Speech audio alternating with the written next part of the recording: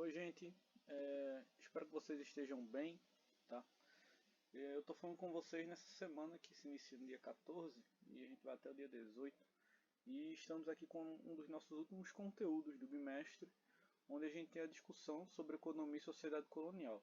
Na sexta vocês vão ter início às provas, então essa semana a gente não tem uma atividade aqui, mas eu vou estar deixando para vocês uma atividadezinha de revisão para que vocês se preparem para as provas, entende? Então espero que vocês gostem, aproveitem a aula. É um material muito objetivo. A gente vai até ter alguns momentos para falar sobre ele durante a semana, nesses dias que nos restam. E vamos lá, tá?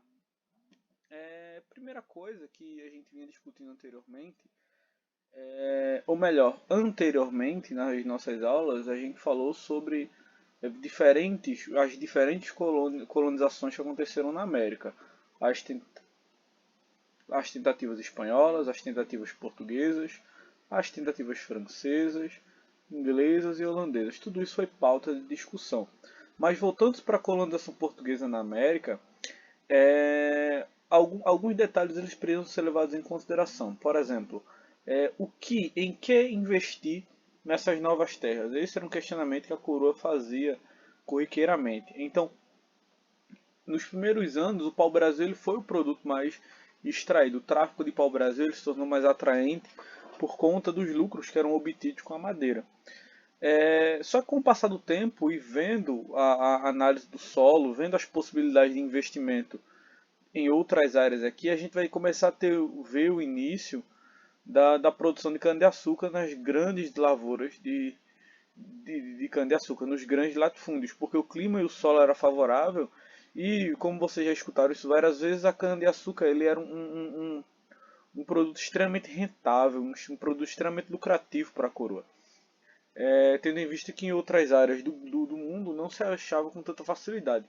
Tanto que muitas vezes as pessoas adoçavam o material com mel, tá? Porque não era tão fácil assim se encontrar açúcar como vocês veem hoje em dia. Outro grande questionamento que sempre foi colocado em pauta está diretamente associado ao uso da mão de obra.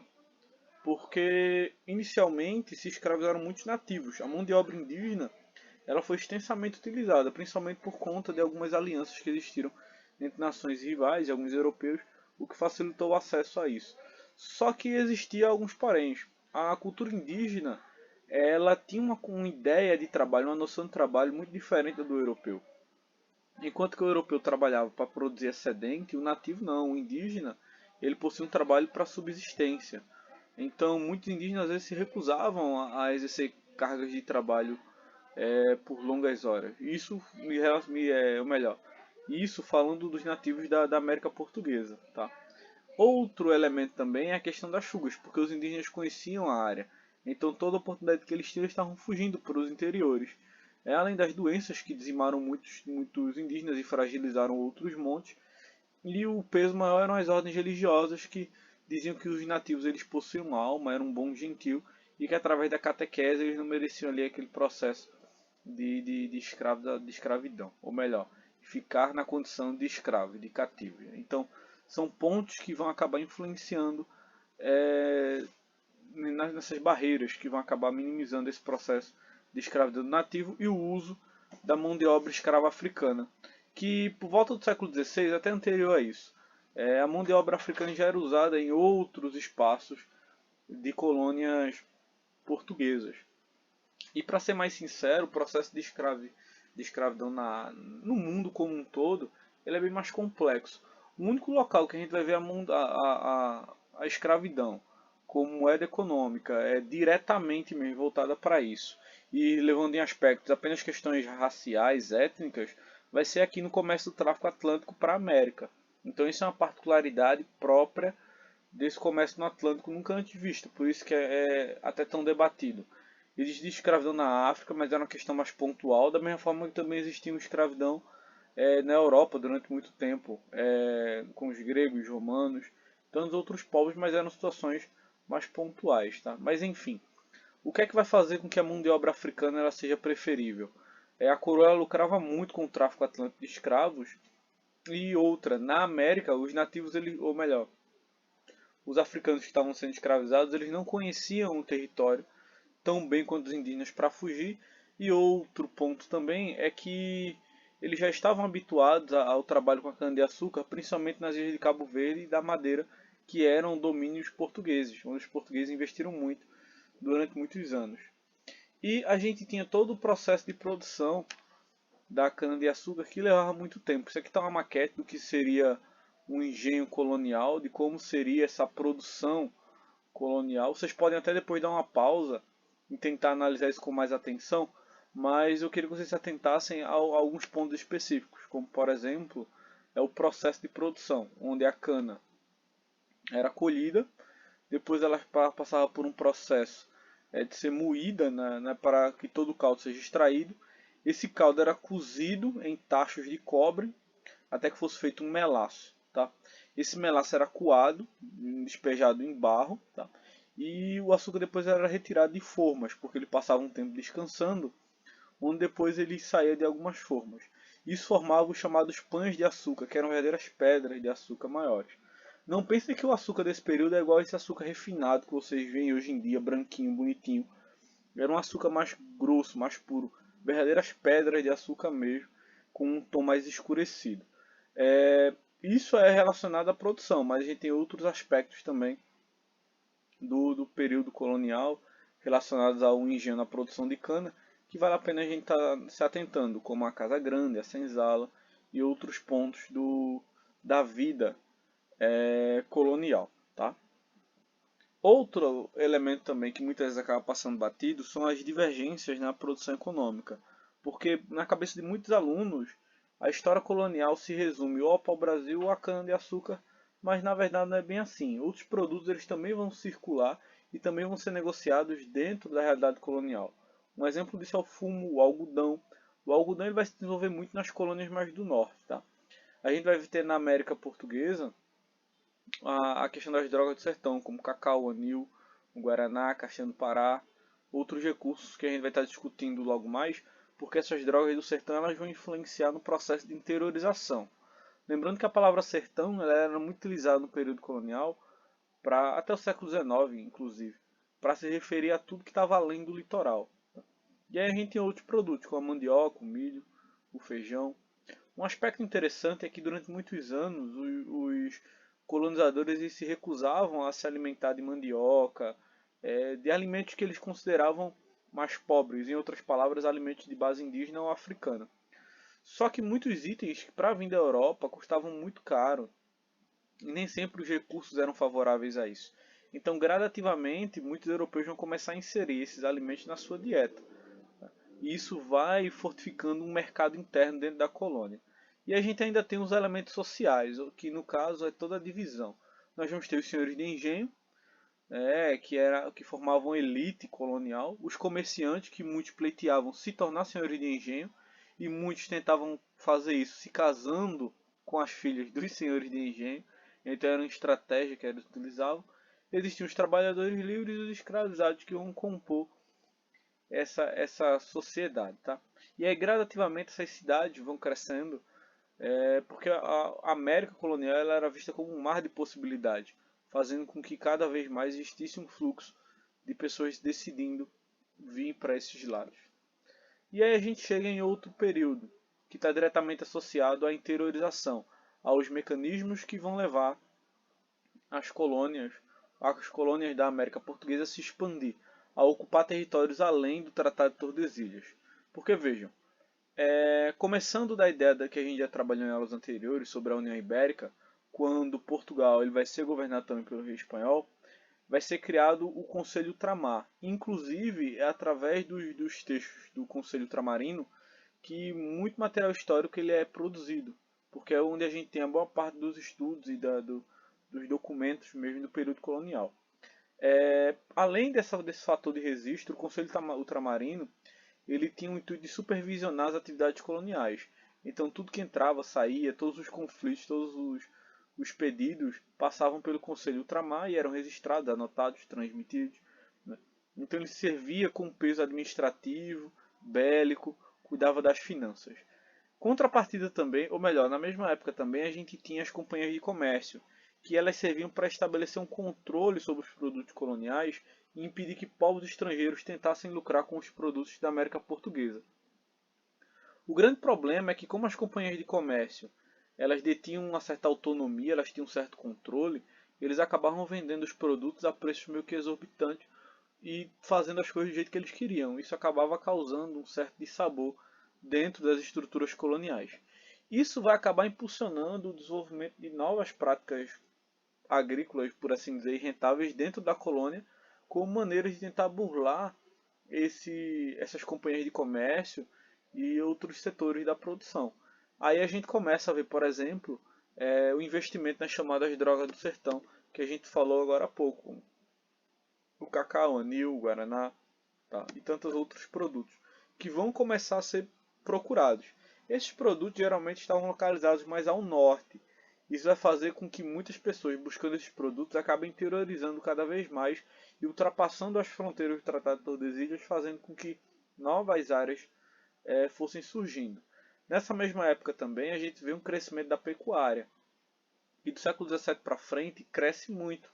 E qual é o impacto da pecuária? A pecuária inicialmente ela vai acabar sendo praticada em regiões produtivas para o desenvolvimento da cana-de-açúcar.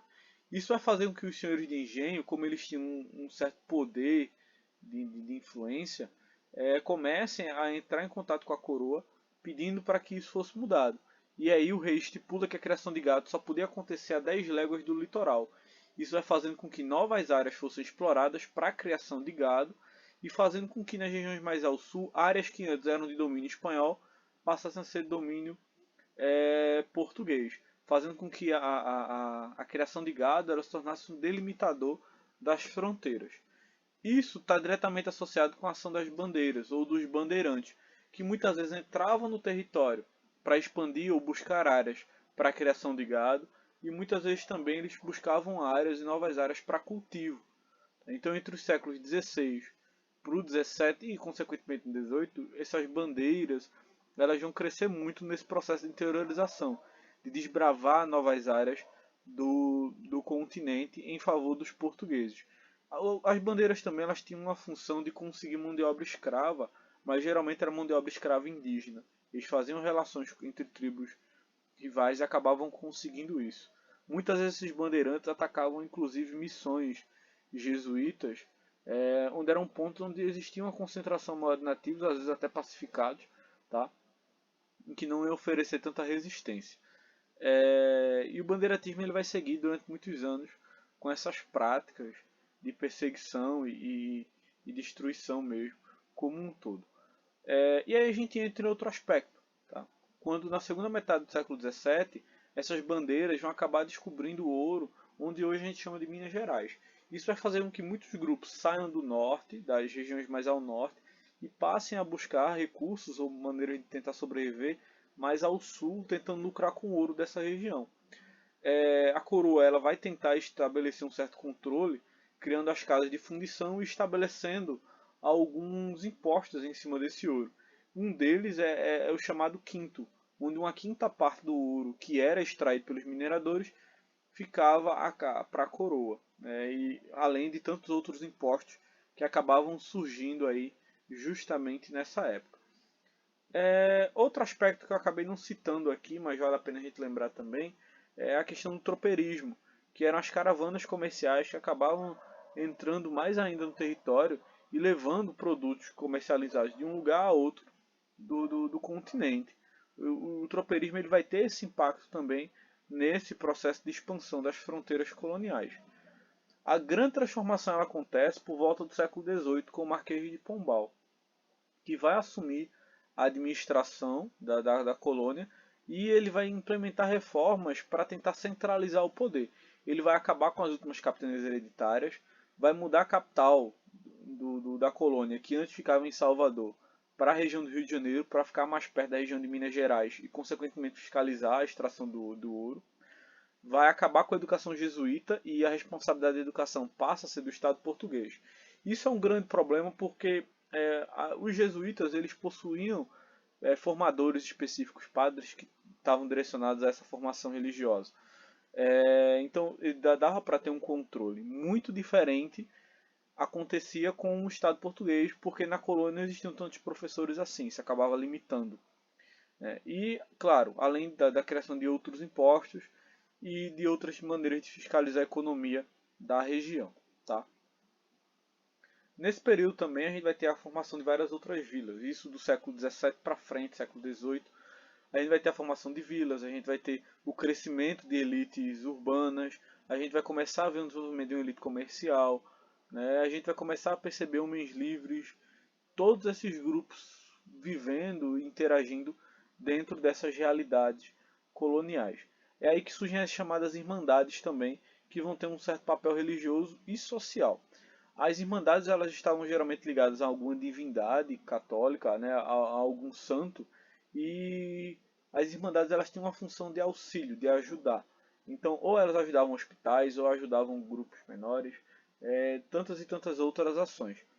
Geralmente, essas existiam, claro, dentre as irmandades católicas que existiam, algumas delas eram irmandades formadas por ex-escravos ou por escravos, que juntavam dinheiro para tentar ajudar seus membros que estavam em situação de cativeiro. Então, elas funcionavam muitas vezes como mecanismos de resistência cultural, porque por trás dos panos, mesmo elas se dizendo como irmandades católicas, isso falando das irmandades negras, tá? Mesmo muitas delas se falando de irmandades católicas, por baixo dos panos, elas continuavam praticando seus rituais de origem africana, continuavam mesclando suas práticas e perpetuando assim suas bases culturais. E existiam as irmandades, como eu já falei para vocês, católicas de maneira geral, que tentavam meio que maximizar, auxiliar outras formas de cuidado. As irmandades elas se inserem muito nesses aspectos da revolta, dos mecanismos de revolução africana, de resistência africana. Porque mesmo passando por esse cativo todo na América, eles não deixaram de realizar seus rituais, mesmo a contragosto da igreja e das elites. Então muitos ainda praticavam seus ritos religiosos, praticavam a capoeira e existiam as fugas para o interior. Então existiam tanto esses movimentos pacíficos, de resistência pacífica, quanto movimentos mais bruscos, de resistência mais intensos, voltados para esses grupos sociais na colônia. Tá? Espero que eu tenha ajudado vocês. Aproveitem as provas. Essa semana o que vai ter de atividade para vocês é mais uma revisão para as provas. Espero que vocês acompanhem as aulas e até outra hora. Valeu!